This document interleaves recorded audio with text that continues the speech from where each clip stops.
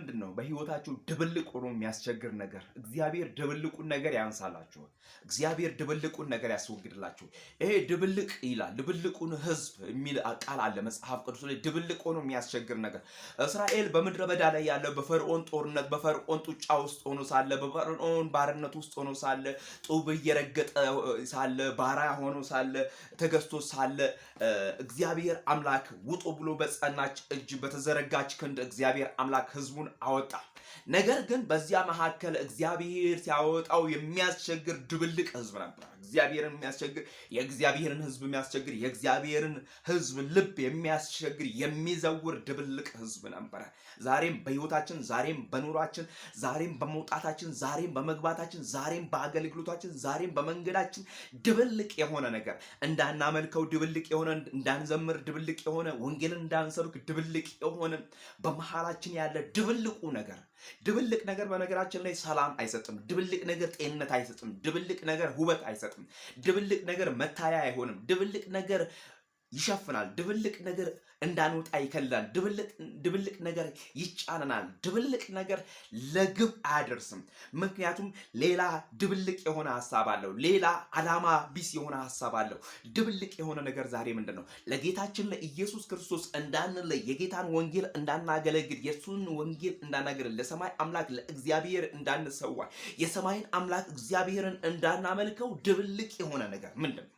ይህንን ድብልቅ የሆነውን ነገር ስናስወግድ ለጌታ ወንጌል ታማኝ ሆነን በድፍረትና በኃይልና በስልጣን ልንናገር እንችላለን።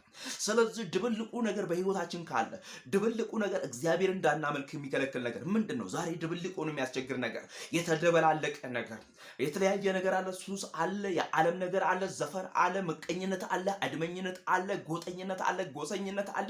ድብልቅ ነገር ከውስጣችን እግዚአብሔር አምላክ ነጥቆ እንዲያወጣ ይሄ መጽሐፍ ቅዱስ ከድብልቁ ነገር ጋር እንድንጓዝ አይፈቅድም።